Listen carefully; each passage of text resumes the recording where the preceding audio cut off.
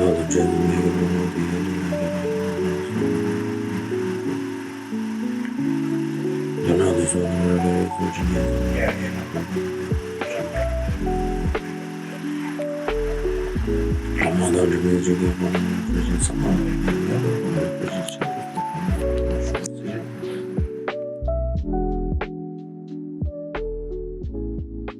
think Buddhism is having confidence in the Buddhist teachings and then finding a way to live out those teachings. The Buddhist teachings can manifest differently depending on the aptitude of the students. Some people are more studious and like to study. Some people have more faith and devotion. And some people are adept meditators. That's, really where they shine. We're all responsible for our own actions and inactions. Good actions create good results, and bad actions create bad results. The science of cause and effect. That's really the essence of Buddhism, I think. The Buddha said, I've come to teach two things, suffering and the end of suffering. Yeah.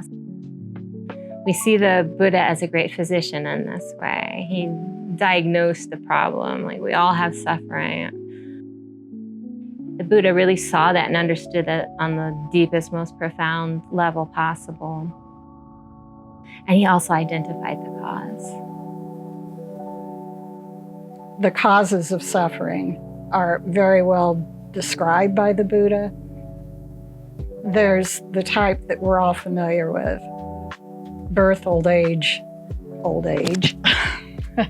sickness, death. The second type of suffering is that we misconstrue what makes us happy. What we think as happiness doesn't create long-lasting happiness.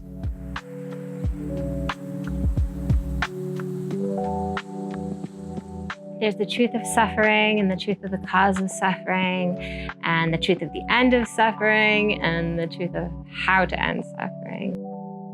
And he also identified the cure. He taught us how to overcome suffering by cultivating mental states. You hear a lot that suffering comes from desire. Tibetans tend to talk about more the mental afflictions, all these negative mental states, which are, not just desire and attachment, but also hatred and ignorance. Ignorance being the big one.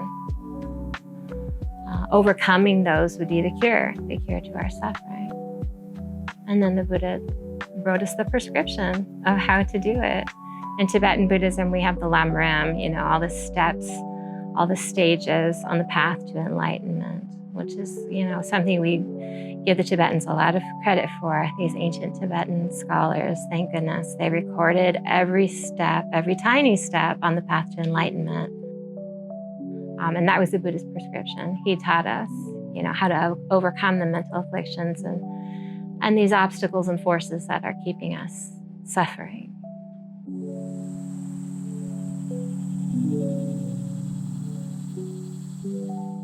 There are 4 schools of Tibetan Buddhism. So there's the Nyingma, Sakya, Kagyu, and Gelugpa. Gelugpa is the most recent school, and its founder was Lama Tsongkhapa. Tsongkhapa was this great Tibetan genius. He was a prolific author, and he mastered all the texts by the Indian Panditas. Even from that time, certain divisions developing between different schools of thought, particularly with regarding ultimate reality and the Buddhist theory of emptiness. But Tsongkhapa was quite a genius. He read all these texts and synthesized them. He explained how they all work together as a kind of cohesive theory. After he passed away, people founded monasteries following, his teachings, and that became the Gelug School. The Dalai Lama is the current head of that school.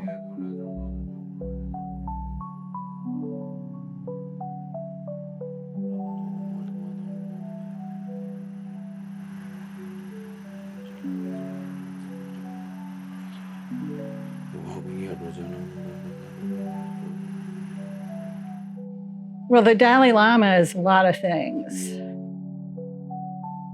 I think a lot of Westerners think of the Dalai Lama as like the Buddhist Pope. So I've even heard some people say this, and that's not really true at all. He was the religious head of the Gelug tradition in Tibet. So he's not the head of every Tibetan school of Buddhism. He was also the head of the government in Tibet before the Chinese invasion, and renounced that out of kindness to separate that function. He has become the symbol of the Tibetan people in exile. He can be seen as most certainly the head of the Gelug tradition and a proponent of the Tibetan people and of the reasons why preserving the Tibetan culture, language, and so forth is so critical in the world. Nearly every Tibetan has great devotion towards the Dalai Lama, regardless of what school they primarily affiliate themselves with. He's considered to be an emanation of the Bodhisattva Chenrezig or Avalokiteshvara is the Sanskrit name. The Buddha of compassion. So he wears all those hats.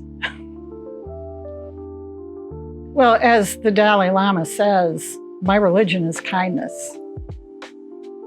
And it's really true.